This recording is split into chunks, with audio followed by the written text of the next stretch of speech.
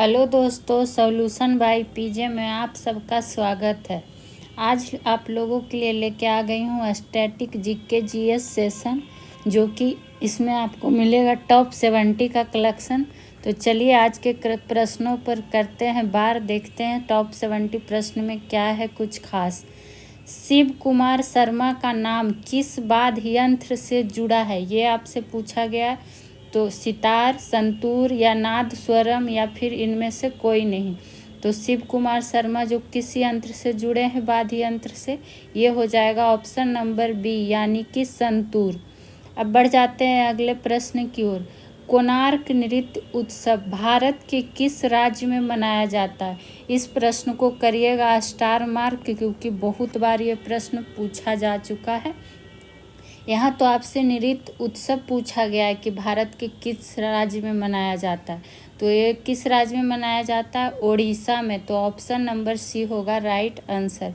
वहीं पूछ लिया जाएगा कि कोणार्क सूर्य मंदिर कहाँ है, कोणार्क सूर्य मंदिर कहाँ है, तब भी क्या हो जाएगा आंसर?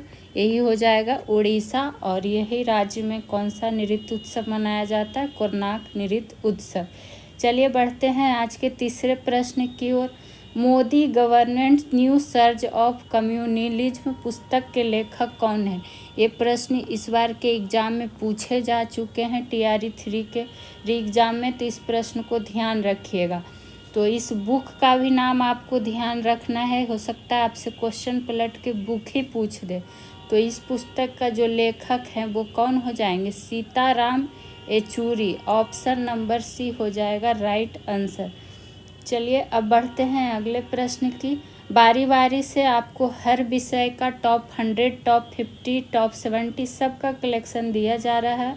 तो आप लोग वीडियो को पूरा ज़रूर देखा कीजिए, चैनल को शेयर, सब्सक्राइब, लाइक किया कीजिए वीडियो को जितना हो सकता है।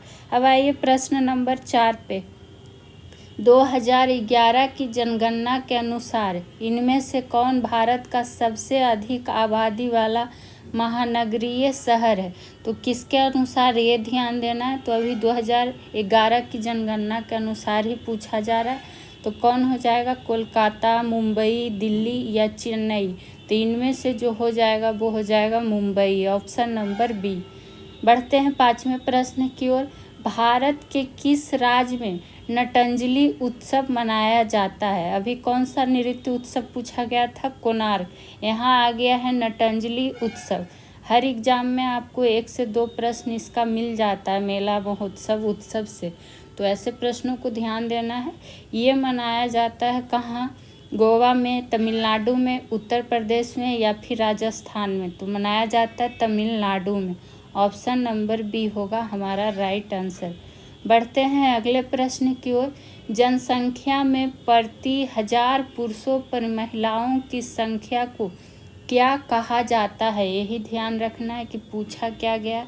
तो 1000 पुरुष पर पूछा गया है महिला का संख्या, तो वो कहलाता है आपका, क्या कहलाता है? लिंगानुपात। तो ऑप्शन नंबर बी हो जाएगा राइट आंसर। और आपको ये सब प्रश्न हम डिटेल में पढ़ा चुके हैं। अभी आपको सिर्फ रिवीजन के पर्पस से टॉप 50, टॉप 100, टॉप 70 सब कराया जा रहा है। तो आप लोग पूरा वीडियो देखा कीजिए। आइए प्रश्न नंबर 7 पे। 2011 की जनगणना के अनुसार भारत का लिंगानुपात कितना है? तो देखिए फिर से आ गया लिंगानुपात से यहाँ, लेकिन पूछा किसका? ध्यान देना है कि बिहार का पूछ रहा है या फिर भारत का। तो हमसे भारत का पूछा गया।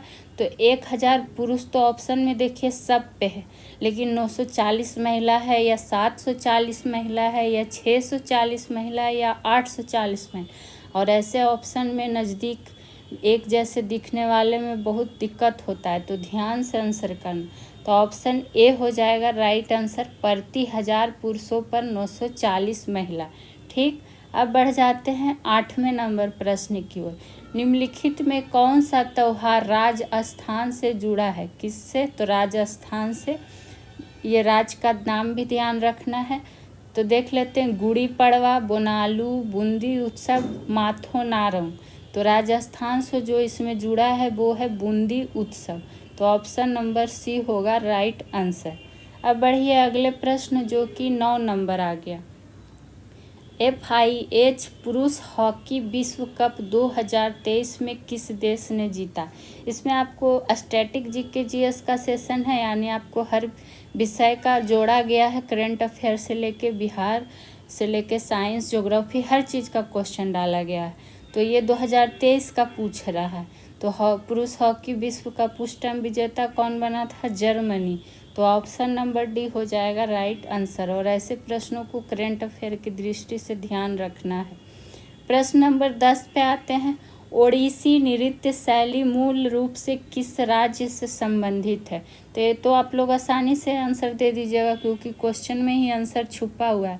ओडिसी किसका नाम है? तो ओडिशा का। तो ऑप्शन नंबर ए हो जाएगा राइट आंसर। यहाँ ओडिसी नृत्य जान गए उड़ीसा से ही, और इसके पहले क्या आया था? कोणार्क नृत्य, तो वो भी कहाँ?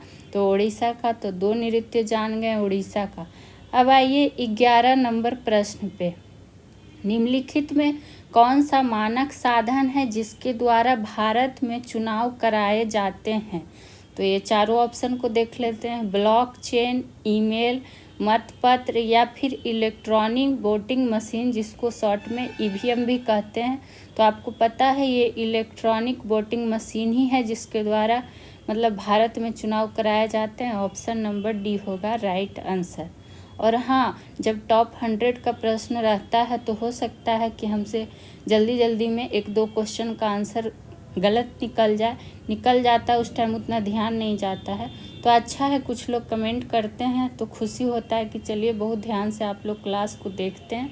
तो अगर ऐसा कुछ रहे तो आप लोग ज़रूर कमेंट कीजिए, सही है। बाकी हम भी ध्यान देंगे कि कहीं जल्दी जल्दी में हम गलत न करवा के चले जाएं। आइए 12 नंबर। निम्नलिखित भारतीय संगीतकारों में से किसे ऑस्कर 2009 में सर्वश्रेष्ठ मूल गीत का पुरस्कार मिला? देखिए कुछ आपको अतरंगी प्रश्न एग्जाम में भी मिलेगा, तो घबराना नहीं है कि 2009 का क्यों पूछ दिया गया। तो ये ऑस्कर जो 2009 में सर्वश्रेष्ठ मूल गीत का पुरस्कार मिला था, वो किसे मिला था? ये मिला था AR रहमान को। तो ऑप्शन नंबर ए हो जाएगा राइट आंसर। ऐसे इस प्रश्न को इग्नोर ही करिएगा, तो इसमें आ गया है, कोई बात नहीं टाइप करके, लेकिन अब इतना पुराना भी नहीं पूछा जाता है। अब आइए 13 नंबर पे। गिद्धा नृत्य शैली, कौन सा शैली आ गया है? गिद्धा नृत्य शैली, जो किस राज्य से संबंधित है? तो ये है आपका पंजाब से। तो ऑप्शन नंबर ए हो जाएगा राइट आंसर। 14 नंबर की बात कर ले। कमला नारायण, कौन नारायण? कमला नारायण को किस शास्त्रीय नृत्य के लिए जाना जाता है? भरतनाट्यम, कथकली, कथक, ओडिसी। तो ये किस नृत्य के लिए जाने जाता है? 14 नंबर का ध्यान रखना, भरतनाट्यम। तो ऑप्शन नंबर ए हो जाएगा राइट आंसर। ठीक। अब आइए प्रश्न नंबर 15 पर। वेटिंग फॉर ए वीज़ा निम्नलिखित में से किस व्यक्ति की आत्मकथा है? तो इस प्रश्न को भी करिएगा स्टार मार्क, क्योंकि बहुत बार एग्जाम में पूछा गया, और इसको भी ध्यान रखिएगा। आत्मकथा का नाम भी वेटिंग फॉर ए वीज़ा। हो सकता है आपसे पूछ दे कि ये जो व्यक्ति हैं इनकी कौन सी आत्मकथा है, तो दोनों रूप से आपको ध्यान होना चाहिए। ऑप्शन ए है इंदिरा गांधी, बी महात्मा गांधी, सी जवाहरलाल नेहरू, डी BR अम्बेडकर। तो वेटिंग फॉर ए वीज़ा जो है किसका है? BR अम्बेडकर का। तो ऑप्शन नंबर डी हो जाएगा राइट आंसर। वहीं बात करें 16 नंबर की। निम्नलिखित में से किसने प्रसिद्ध बॉलीवुड गीत चन्ना मेरिया गाया है? बताइए। ये तो आप लोग तुरंत आंसर कीजिएगा, गाना तो बहुत लोग सुनते होंगे। चन्ना मेरिया गाना काफ़ी हिट भी हुआ था, तो आप लोग को भी पता ही होगा। तो इसका क्या हो जाएगा? और ये बहुत सारे लोगों के फेवरेट सिंगर भी हैं वर्तमान में, कौन हो जाएंगे? Arijit Singh. Option number B. अब आइए 17 नंबर प्रश्न। भारत की 2011 की जनगणना के अनुसार निम्नलिखित में से किस राज्य का जनसंख्या घनत्व 100 व्यक्ति प्रति वर्ग किलोमीटर से कम था? तो ये किसके अनुसार? 2011 की जनगणना के अनुसार। तो ये किस राज्य का हो जाएगा? हिमाचल प्रदेश, राजस्थान, सिक्किम या फिर त्रिपुरा। तो ये हो जाएगा सिक्किम राज्य का। तो ऑप्शन नंबर सी हो जाएगा राइट आंसर। अब बढ़ते हैं 18वें प्रश्न की ओर। गुरु विपिन सिंह किस शास्त्रीय नृत्य शैली के लिए जाने जाते थे? नृत्य शैली का काफ़ी प्रश्न आ रहा है, चूँकि आपको हर एग्जाम में 1 से 2 दिखते ही हैं, इसीलिए डाला भी गया है। तो ये किस नृत्य शैली के लिए जाने जाते थे? कथक, मणिपुरी, बिहू, कथकली। तो ये जाने जाते थे गुरु विपिन सिंह मणिपुरी नृत्य शैली के लिए। तो ऑप्शन नंबर बी होगा राइट आंसर। अब आइए प्रश्न नंबर 19 पे। निम्नलिखित में से कौन सा निकाय मानव विकास रिपोर्ट प्रकाशित करता है? इस प्रश्न को भी करिए स्टार मार्क, क्योंकि बहुत बार एग्जाम का रिपीटेड क्वेश्चन है और इम्पॉर्टेंट बन जाता है। तो कौन हो जाएगा? संयुक्त राष्ट्र खाद्य संगठन, संयुक्त राष्ट्र मानव संसाधन विकास, विश्व स्वास्थ्य संगठन या फिर संयुक्त राष्ट्र विकास कार्यक्रम। तो ये आपका हो जाएगा क्या हो जाएगा? संयुक्त राष्ट्र विकास कार्यक्रम। ऑप्शन नंबर डी हो जाएगा आपका राइट आंसर। ठीक, वही बात कर ले 20 नंबर की। पंडित किशन महाराज का संबंध किस बाध्य से था? इसके पहले क्वेश्चन आया था शिव कुमार शर्मा का, यहाँ आपसे पंडित किशन महाराज का पूछा जा रहा है। तो इनका जो संबंध था वो किससे था? संतूर से, ढोलक से, तबला से या सितार से? तो तबला से। तो ऑप्शन नंबर सी होगा राइट आंसर। अब आइए 21 नंबर प्रश्न पे। और हाँ, इसका PDF भी आपको टेलीग्राम ग्रुप पे दे दिया जाता है, तो आप लोग वहाँ भी जुड़ जाइए, PDF आपको वहीं मिलेगा। वहीं बात करें, ओसांग उत्सव भारत के किस राज्य में मनाया जाता है? उत्तर प्रदेश में, मणिपुर में या राजस्थान में? ऑप्शन डी ही इसका गायब है। चलिए, यही तीनों में कोई आंसर होगा, तो कौन सा होगा? मणिपुर में। तो ऑप्शन नंबर बी हो जाएगा राइट आंसर। बढ़ते हैं अगले प्रश्न की ओर, जो कि हमारा है क्या? 22 नंबर। निम्नलिखित भारतीय नर्तकियों में से कौन भारतीय इतिहास की पहली महिला थी जिसे राज्यसभा के सदस्य के रूप में नामित किया गया था? जो भी पहला रहे, हम शुरू से बोलते आ रहे हैं, वो प्रश्न काफ़ी ज़्यादा इम्पोर्टेंट होता है, और ये तो पहली महिला थी। तो ये कौन हो जाएंगी? ये हो जाएंगी रुक्मणी देवी अरुंडल। तो ऑप्शन नंबर ए हो जाएगा राइट आंसर। अब आइए प्रश्न नंबर 23 पे। हरिप्रसाद चौरसिया किस वाद्य यंत्र से प्रसिद्ध रूप से जुड़े हैं? तो ये जुड़े हैं बांसुरी से, और इनका एग्जाम में काफ़ी बार पूछा गया है, तो इसको भी स्टार मार्क कर ही लीजिए। आइए 24 नंबर प्रश्न पे। बोनालू देवी महाकाली की पूजा के लिए मनाया जाने वाला एक हिंदू त्यौहार किस राज्य में मनाया जाता है? कौन सा देवी? बोनालू देवी महाकाली। तो ये आपका मनाया जाता है तेलंगाना में, जो कि ऑप्शन नंबर ए में ही है। तो यही हो जाएगा इसका राइट आंसर। अब आ जाते हैं अगले प्रश्न की ओर, जो कि है हमारा 25 नंबर प्रश्न। प्रसिद्ध गीत ए मेरे वतन के लोगों मूल रूप से किसके द्वारा गाया गया था? ये तो काफ़ी लोग अपने स्कूल में 15 अगस्त 26 जनवरी में गाए भी होंगे। हम खुद गाए हैं अपने स्कूल के टाइम में, तो ये तो याद रखना आप लोग के लिए बनता है। तो इसके किसके द्वारा गाया गया था? लता मंगेशकर जी के द्वारा, जिन्हें क्या कहा जाता है? स्वर कोकिला भी कहा जाता है। तो ऑप्शन नंबर सी हो जाएगा राइट आंसर।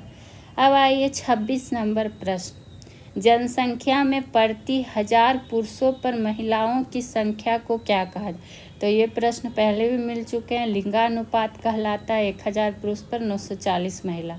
27 नंबर पे आते हैं। निम्नलिखित में से कौन सा हवाई अड्डा अमृतसर में स्थित है? पूछा गया, और जगह भी ध्यान रखना कहाँ? तो अमृतसर। ऑप्शन देख लेते हैं। तिरुवनंतपुरम अंतर्राष्ट्रीय हवाई अड्डा, डॉक्टर बाबा साहेब अम्बेडकर अंतर्राष्ट्रीय हवाई अड्डा, या फिर श्री गुरु रामदास जी अंतर्राष्ट्रीय हवाई अड्डा। तो इसका जो राइट आंसर हो जाएगा श्री गुरु रामदास जी। तो ऑप्शन नंबर सी होगा। अब आइए अगले प्रश्न पे। पूर्वी रेलवे जोन का मुख्यालय किस शहर में स्थित है? यहाँ मुख्यालय पूछा गया है, लेकिन किसका? पूर्वी रेल जोन का। तो इसका राइट आंसर हो जाएगा कोलकाता। Option number A. 29 पर आ जाइए। होजागिरी, देखिए ऐसे नाम बहुत कम लोगों को याद रहता है, तो इसको स्टार मार्क करिएगा। होजागिरी भारत के किस राज्य का लोक नृत्य है? तो ये गोवा का, झारखंड का, त्रिपुरा का या फिर सिक्किम का? तो त्रिपुरा का, option number C right answer. चूँकि आज अभी इधर सेशन में आप लोगों का क्वेश्चन का और आंसर का ही सेशन चल रहा है, जो टॉप कलेक्शन रहता है उसी का करवाया जा रहा है बारी बारी से सारे विषय का। तो आप लोग वीडियो को पूरा देखिए, जितना हो सके वीडियो को शेयर लाइक कीजिए। और आप लोग वीडियो देख के कमेंट नहीं करते हैं, आप लोग से रिक्वेस्ट है कमेंट किया कीजिए, हमें भी मोटिवेशन मिलता है। कुछ भी आपका सुझाव हो तो दे सकते हैं इस सेशन से संबंधित। कारदांग मठ जो एक बौद्ध तीर्थ है, भारत के किस राज्य में स्थित है? झारखंड में, हिमाचल प्रदेश में, केरल में और गोवा में। देखिए यही होता है, जल्दी जल्दी बोलने में कभी कभी गलत निकल जाता है, तो आप लोग इतना समझ भी जाया कीजिए कि कभी कभी हो जाता है। तो क्या हो जाएगा इसका राइट आंसर? ये जो कारदांग मठ है ये हिमाचल प्रदेश में। ठीक, 30 प्रश्न हुए पूरे। अभी हमारे 70 प्रश्न हैं, तो अभी 40 प्रश्न और बच रहे हैं, तो देख लेते हैं बारी बारी से। महावीर जयंती सामान्यतः किस माह में मनाई जाती है? और आपको महावीर से संबंधित यानी बौद्ध धर्म, जैन धर्म, सारा टॉपिक वाइज में फुल डिटेल्स के साथ पढ़ाया गया है। और आपको हमेशा हम सेशन में पढ़ाते भी रहते हैं क्वेश्चन इससे संबंधित, तो आप लोग वो सब वीडियो भी देखा कीजिए, उसके बाद सेट प्रैक्टिस कीजिए, ज़्यादा आपको याद होगा। तो ये अप्रैल महीने में, ऑप्शन नंबर बी हो जाएगा राइट आंसर। बढ़ते हैं अगले प्रश्न की ओर, जो कि हमारा होगा 32 नंबर। निम्नलिखित में से कौन सा ग्रह सौर मंडल के सबसे ठंडे ग्रह की श्रेणी में आता है? यहाँ ध्यान देना क्या पूछा गया, ठंडा ग्रह। तो ये कौन आता है? यूरेनस। तो ऑप्शन नंबर ए हो जाएगा राइट आंसर।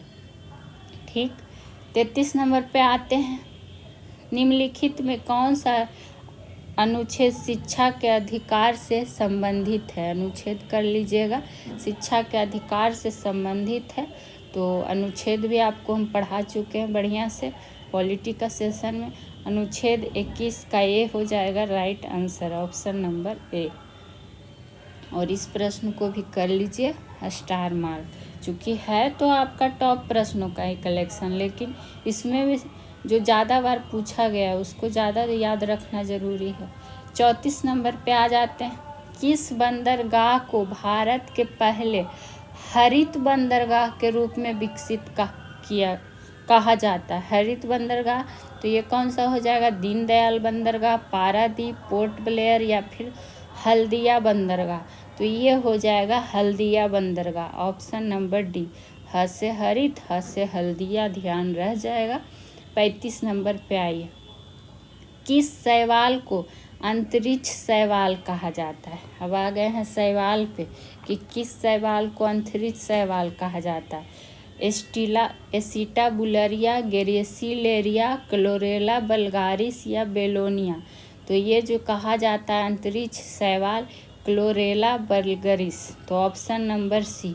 और आपको हम पढ़ाए भी हैं कि इसका टैबलेट लेने पर अंतरिक्ष यात्री क्या उल्टी वगैरह जो होता है उसके लिए शैवाल का यूज किया जाता है, तो इसको ध्यान में ज़रूर रखिएगा इस प्रश्न को। अब आप लोग से एक प्रश्न है यहाँ पे, चूँकि 3 प्रश्न आपको हर सेशन से पूछा जाता है और कमेंट सेक्शन में आपको जवाब देना है, पर आप लोग तो जवाब ही नहीं देते हैं। क्या है? शैवाल का अध्ययन क्या कहलाता है? यही आपसे प्रश्न है। ये सब तो आप लोग जवाब दे ही सकते हैं और पढ़ाया हुआ भी है डिटेल्स के साथ। चलिए अब बढ़ जाते हैं अगले प्रश्न की ओर, जो कि है हमारा 36 नंबर। उस द्वीप का नाम क्या है जो भारत और श्रीलंका के बीच स्थित है? तो ऑप्शन देख लेते हैं। माजुली, कच्चा थीबू, चोराब या फिर मुनरो? तो ये जो द्वीप है कौन है? कच्चा थीबू, ऑप्शन नंबर बी। अब आइए अगले प्रश्न पे। भारतीय रिजर्व बैंक आरबीआई के पहले भारतीय गवर्नर कौन है? पहला है और काफ़ी बार पूछा भी गया है, वर्तमान की बात नहीं कर रहे हैं, पहला। तो पहला जो थे कौन थे? क्या कहता है? CD Deshmukh, option number A हो जाएंगे राइट आंसर। ठीक, वही बात कर ले कि वर्तमान में कौन है आरबीआई के गवर्नर? तो वर्तमान में हो जाएंगे शक्तिकांत दास, और पता भी होगा आप लोगों को। कै में तो 25 में। ठीक, अब आइए 38 नंबर प्रश्न। निम्नलिखित में से किस वर्ष मणिपुर राज्य को अपनी पूर्ण आजीविका प्राप्त होती है? तो कब प्राप्त होती है देख लेते हैं।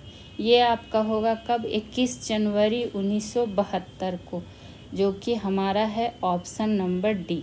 ठीक, अब आइए 39 नंबर। माध्यम के तापमान में वृद्धि ध्वनि की गति को कैसे प्रभावित करती है? आप लोग देख रहे होंगे कि आपको हर विषय का क्वेश्चन मिल रहा है। तो ये कैसे वृद्धि प्रभावित करती है? गति में कमी होती है, गति बढ़ती है, अपरिवर्तित रहता है, या फिर इनमें से कोई नहीं? तो क्या हो जाएगा? इसका राइट आंसर हो जाएगा गति बढ़ती है, ऑप्शन नंबर बी। यानी कि जब माध्यम के तापमान में वृद्धि होगा तब ध्वनि का जो गति होगा बढ़ जाएगा, यही प्रभाव होता है। अब आइए प्रश्न 40 नंबर। इटली की राजधानी रोम निम्नलिखित में से किस नदी के तट पर स्थित है? तो किस नदी के तट पर स्थित है? ऑप्शन नंबर बी हो जाएगा टाइबर। यहाँ तीबर हो गया है तो टाइबर कर लीजिएगा, टाइबर नदी के तट पे, ऑप्शन नंबर बी। ठीक, अब आइए 41। ऑप्टिकल फाइबर किस सिद्धांत पर काम करता है? तो ये भी काफ़ी इम्पोर्टेंट प्रश्नों में से एक है। तो ऑप्टिकल फाइबर जो है किस पे काम करता है? प्रकाश का विवर्तन पर, अपवर्तन पर, या फिर पूर्ण आंतरिक परावर्तन पर। तो ये हो जाएगा पूर्ण आंतरिक परावर्तन। 42 नंबर प्रश्न देखते हैं। गन्ने की लाल जड़ के लिए कौन सा कवक जिम्मेदार है? तो देख लेते हैं option. Magnaporthe oryzae, Puccinia, Pythium, डिवाइटनम, कोलेट्रिचटम, फाल्कटम। बताइए, ऐसा ऐसा नाम है कि लग रहा है कि विदेशी भाषा बोल रहे हैं, पर क्या करिएगा, आप लोग को याद तो रखना होगा। कुछ ऐसे ही बोल बोल के ही याद कर लीजिए, सोच लीजिए कोई नया लैंग्वेज सीख रहे हैं और क्या। तो ऑप्शन नंबर डी हो जाएगा राइट आंसर। किसके लिए? गन्ने की लाल जड़ के लिए। ये कवक का नाम है जो कि जिम्मेदार है। अब आइए 43 नंबर प्रश्न पे। प्रधानमंत्री कर्तव्य संविधान के किस अनुच्छेद के अंतर्गत आते हैं? यहाँ इनका कर्तव्य का अनुच्छेद पूछा गया है। इनका नियुक्ति से संबंधित रहेगा तो क्या हो जाएगा कि प्रधानमंत्री पद का मतलब किस अनुच्छेद से संबंध है, ये तो आपको पता है 75 से, लेकिन यहाँ पूछा गया इनका कर्तव्य से। तो ये क्या हो जाएगा? अनुच्छेद 78, ऑप्शन नंबर ए। अब बढ़ते हैं अगले प्रश्न की ओर, जो कि है हमारा 44 नंबर। न्यूजीलैंड की खोज करने वाला पहला यूरोपीय यात्री कौन था? पहला है, और यूरोपीय यात्री जो था वो कौन था? तो Abel Tasman, Vasco da Gama, Hernan Cortes, Jacques Cartier. तो ये जो था हाबिल तस्मान, तो ऑप्शन ए। अब आइए अगले प्रश्न की ओर। भारत में रबी के मौसम में कौन सी फसल काटी जाती है? आपको बहुत ही अच्छे तरीके से हम रबी खरीफ सब पढ़ा चुके हैं ज़्यादा डिटेल में। तो बताइए कौन सा फसल काटा जाता है रबी के मौसम में? तो ये काटा जाता है गेहूँ, ऑप्शन नंबर बी। अब आप लोग इस दूसरा प्रश्न है, आप लोगों के लिए कमेंट में आंसर दीजिएगा। खरीफ फसल के अंतर्गत कौन कौन से आते हैं? एग्जाम्पल बताइएगा आप लोग देखा, और इसका कटाई बुआई का अवधि भी बताना है आपको। कटाई बुआई अवधि बताना है आप लोग। कुछ तो आप लोग भी कीजिए ताकि हमें भी मोटिवेशन मिले। आप लोग से बस रिक्वेस्ट है, आप लोग सपोर्ट कीजिए, जितना हो सके वीडियो को शेयर लाइक कीजिए। बाकी तो आप लोग के लिए जितना हो सकता है हम करेंगे। अब आइए प्रश्न नंबर 46 पे। बुलेट प्रूफ खिड़कियों में किस फाइबर का प्रयोग किया जाता है? बुलेट प्रूफ खिड़की नहीं जी, बताइए क्या क्या लिखा जाता है? खिलाड़ियों में, खिलाड़ी लोग इस्तेमाल करते हैं या खिड़कियों में, तो किस फाइबर का प्रयोग किया जाता है? खिलाड़ी या फिर खिड़कियों, क्या है क्वेश्चन? हम भी यहाँ पे थोड़ा सा देख लेते। बुलेट प्रूफ में किस फाइबर का प्रयोग किया जाता है? इसको थोड़ा क्वेश्चन ही नहीं सही लग रहा है। खिलाड़ी या खिड़की, दोनों में से क्या हो सकता है? ऐसे इसको छोड़ ही दीजिए, इनवैलिड ही कर दीजिए। बाकी अगर आप लोग को कुछ पता हो तो बताइएगा। ऐसे तो खिलाड़ी या फिर खिड़की कंफ्यूज हो रहे हैं। बुलेट प्रूफ खिड़की तो नहीं होना चाहिए, खिलाड़ी ही होना चाहिए। खिलाड़ियों को जो पहनाया जाता है उसमें इस्तेमाल हो सकता है। बाकी आप लोग बताइएगा। अब आइए प्रश्न नंबर 47। किस भारतीय राज्य की सबसे लंबी तट रेखा है? तो इसको भी स्टार मार्क करिए, ये है गुजरात, ऑप्शन नंबर डी। बढ़ते हैं 48 नंबर। निम्नलिखित में से किस प्रतिष्ठित व्यक्तित्व को सबसे पहले ज्ञानपीठ पुरस्कार मिला था? तो ये मिला था किसको? सबसे पहले पूछा गया, और वो भी कौन पुरस्कार? ज्ञानपीठ पुरस्कार। प्रतिभा देवी सिंह पाटिल, आशा पूर्णा देवी, विजय लक्ष्मी पंडित या फिर मार्गरेट अल्वा। तो ये कौन थी? आशा पूर्णा देवी, ऑप्शन नंबर बी। देखिए एक आप प्रश्न ऐसे आ जाते हैं जिसमें कन्फ्यूजन क्रिएट हो सकता है। मुझे लग रहा है वो क्वेश्चन ही सही नहीं है, या फिर आप लोग जैसा होगा देख लीजिएगा। हम चाहते हैं आप लोग को अच्छी जानकारी मिले। एक बार मिस्टेक हो जाता है वो अलग बात है, लेकिन जितनी भी हो आपको सटीक और अच्छी जानकारी मिले, गलत नहीं। 49 नंबर पे आइए। निम्नलिखित में कौन सा कर प्रत्यक्ष कर नहीं है? ये ध्यान देना है। पूछा क्या जा रहा है कि नहीं है। आयकर, संपत्ति कर, माल और सेवा कर, मूल्य वर्धित कर। तो इसका राइट आंसर हो जाएगा माल और सेवा कर, जो कि प्रत्यक्ष कर नहीं है। 50 नंबर पे आ जाते हैं। किस घटना के कारण आकाश का रंग नीला होता है? तो किस घटना के कारण आकाश का रंग नीला होता है? ये होता है आपका प्रकाश का कहाँ गया? विवर्तन के कारण, परिकर्णन के कारण, परावर्तन के कारण या फिर अपवर्तन के कारण। तो ये होता है परिकिरणन के कारण, ऑप्शन नंबर बी हो जाएगा राइट आंसर। अब यहाँ पे देखिए हम लोग अर्धशतक कर लिए, यानी कि 50 प्रश्न हो गए कंप्लीट। अभी 20 प्रश्न और बच रहे हैं, और इसी तरह का रेगुलर सेशन आपको मिलता रहेगा, और आप लोग टेलीग्राम ग्रुप से भी जुड़ जाइए। 51 नंबर पे आइए। प्रसिद्ध पुस्तक the God of small things के लेखक कौन है?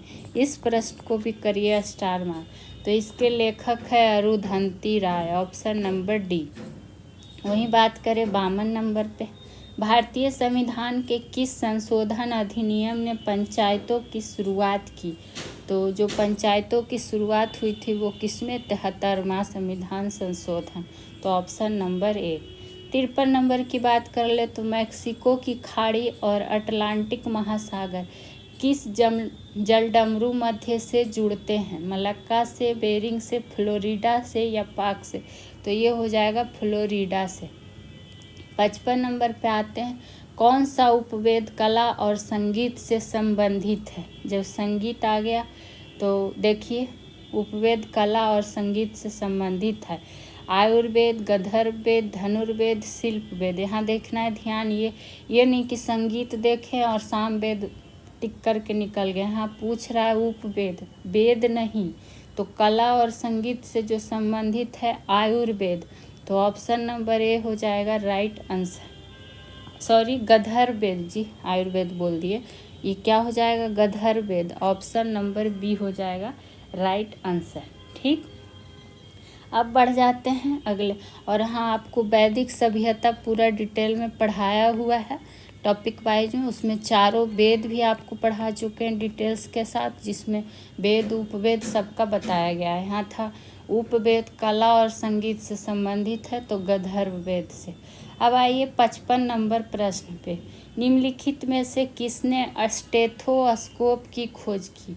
Renee Laennec, W C. Rontgen, Hans Berger या रॉबर्ट कुक? तो किसने किया है ये खोज? ये किया था रेने लेनेक ने, तो ऑप्शन नंबर ए हो जाएगा राइट आंसर। अब यहाँ पर एक प्रश्न आप लोग को बताना है कि जो ये डब्ल्यू.सी. रॉन्टगन थे, ये इसने क्या खोज किया था? किसके खोज करता थे? रोंटगन। 56 नंबर पे आइए। निम्नलिखित में से किस झील से व्हाइट नील नदी का उद्गम होता है? तो ये तो आप लोग को पता होगा किससे होता है, विक्टोरिया झील से, तो ऑप्शन नंबर सी हो जाएगा राइट आंसर। 57 नंबर प्रश्न देख लेते हैं। भारतीय अंगूर प्रसंस्करण बोर्ड कहाँ स्थित है? अंगूर का पूछा गया है, पुणे में, कोची में, नोएडा, बेंगलुरु। तो जाइए अंगूर खाना है, पुणे चले जाइए। तो ऑप्शन नंबर ए हो जाएगा राइट आंसर। वहीं 58 की बात करें, नीली क्रांति मुख्य रूप से किस उत्पाद का उत्पादन बढ़ाने पर। तो ये भी आपको पता होगा किससे, मछली। तो ऑप्शन नंबर डी हो जाएगा राइट आंसर। और आपको सारी क्रांति हम पढ़ा चुके हैं डिटेल में। 59 पे आइए, निम्नलिखित में से किस मिसाइल को स्वदेशी रूप से विकसित हवा से हवा में मार करने वाली मिसाइल के रूप में जाना जाता है। यहाँ ये ध्यान देना है, कौन, हवा से हवा में। तो ऑप्शन ए है नाग, शौर्य, निर्भय, एस्ट्रा। ये ऑप्शन में बताइए। तो जो हो जाएगा ऑप्शन डी एस्ट्रा। 60 पे आते हैं, विश्व पर्यावरण दिवस दुनिया भर में हर साल, ये तो ज़रूर पता होगा, 5 जून। तो ऑप्शन नंबर बी हो जाएगा राइट आंसर। उसी तरह 8 मई को क्या मनाया जाता है, ये भी आप लोग को बताया हुआ है। 11 जुलाई को क्या मनाया जाता है, ये भी बताया हुआ है। आप लोग प्लीज़ कमेंट किया कीजिए, आप लोग करते ही नहीं हैं। और हाँ, आप लोग जितना हो सके वीडियो को लाइक शेयर कीजिए, चैनल को सब्सक्राइब कीजिए। इसी तरह का रेगुलर सेशन आपको मिलता रहेगा, तो आप लोग प्लीज़ सपोर्ट कीजिए। अब आइए आज के 61 नंबर, फिक्की का फुल फॉर्म। कभी कभी फुल फॉर्म भी पूछ दिया जाता है और फिक्की का यहाँ हमसे पूछा गया है। तो ऐसे ऑप्शनों को ध्यान से देखिए, क्योंकि बहुत सारे चीज़ आपको कॉमन मिल रहे हैं, तो थोड़ा सा टाइम देना पड़ेगा ऐसे क्वेश्चन में। यहाँ है federation of Indian companies of commerce and instrumentation, federation of Indian chambers of commerce and industries, federation of international chambers of commerce and industries, या फिर federation of Indian conglomerate of commerce and industry. बताइए तो ये कौन हो जाएगा, federation of Indian conglomerate of commerce and industry. तो option number D हो जाएगा इसका राइट आंसर। वहीं बात करें 62 नंबर की, इस जगह को दक्षिण भारत का मैनचेस्टर, आपको तो सारा पढ़ाएं, दक्षिण उत्तर किसको क्या कहा जाता है। तो ये यहाँ क्या हो जाएगा, कोयम्बटूर। Option number B. अब आइए अगले प्रश्न पे, विश्व की जनसंख्या का लगभग कितना भाग कहाँ निवास करता है भारत में, 1/3, 1/4, 1/5 या फिर 1/6। तो 1/6 ऑप्शन नंबर डी हो जाएगा राइट आंसर। वहीं बात करें 64 नंबर की, डेसिबल किसका इकाई है, तो ये आपको पता होगा, ध्वनि का। ऑप्शन नंबर सी होगा राइट आंसर। वहीं आवृत्ति का क्या हो जाएगा, हर्ट्ज। तरंगदैर्घ्य का क्या हो जाएगा, क्या होगा, एंगस्ट्रॉम। लेकिन यहाँ हमसे डेसिबल पूछा गया था किसका, तो ध्वनि का। 65 नंबर की बात कर ले, निम्नलिखित में कौन सी ट्रेन भारत की पहली प्रमाणित ISO 9001 ट्रेन है, 9001 ट्रेन है। बताइए भारत की पहली प्रमाणित है, तो ये कौन सी हो जाएगी, Mumbai Delhi Shatabdi express, Magadh express, Bhopal express या फिर AP एक्सप्रेस। तो ये हो जाएगा आपका भोपाल एक्सप्रेस। 66 नंबर पे आइए, केंद्रीय चमड़ा अनुसंधान संस्थान कहाँ है, तो ये आप जाइए, चमड़ा कहाँ, चमड़ा से चेन्नई चले जाइए। Option number B. 67 की बात करें, 1 दिसंबर को दुनिया भर में क्या मनाया जाता है, तो ये मनाया जाता है विश्व एड्स दिवस। Option number B. अब आइए 68 पर, the algebra of infinite justice नामक पुस्तक किसने लिखी है, बीरमा सेठ, रोहिंटन मिस्त्री, अनुराग माथुर, अरुंधति राव। तो ये क्या हो जाएगा, अरुंधति राव। इनका एक बुक और जो भी कुछ देर पहले क्वेश्चन आया था, गॉड ऑफ स्मॉल थिंग्स, वो वाला ज़रूर ध्यान रखिएगा, एक पल के लिए ये भूल जाइए, कोई दिक्कत नहीं। 69 नंबर, मानस बाघ अभयारण्य कहाँ है, राजस्थान, असम, आसम नहीं जी, असम। कुछ मिस्टेक हो जाता है टाइप में, तो इतना आप लोग समझदार हैं ही। तो ये कहाँ है, असम में ही है। Option number B. अब आइए 70 पर आ गए हम लोग, पहुँच गए हैं आज के 70 नंबर प्रश्न पे। किन 2 देशों ने अंतर्राष्ट्रीय सौर गठबंधन की शुरुआत की, करेंट अफेयर आ गया आपका। भारत और संयुक्त राज्य अमेरिका, भारत और फ्रांस, फ्रांस और जर्मनी, या भारत और चीन। तो ये शुरुआत जो की थी भारत और फ्रांस ने। Option number B. 71 नंबर प्रश्न देख लेते हैं। पुरुष एकल में 2024 यूएस ओपन ग्रैंड स्लैम खिताब किसने जीता? यहाँ ध्यान देना है, 2024 का तो है ही पुरुष एकल में सिंगल्स पुरुष, लेकिन ये देखना है कि कौन सा ग्रैंड स्लैम पूछा गया है।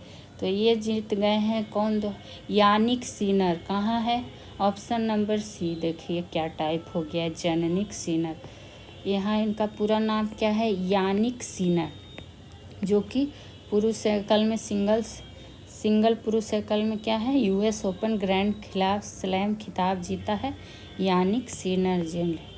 तो आज के लिए स्टैटिक जीके जीएस का समाप्त होता है। टॉप 70 प्रश्न, इसी तरह का रेगुलर सेशन अगर आपको चाहिए तो जुड़ जाइए इस चैनल से। चैनल को सब्सक्राइब कीजिए, वीडियो को शेयर लाइक कीजिए। फिर मिलते हैं नेक्स्ट सेशन में।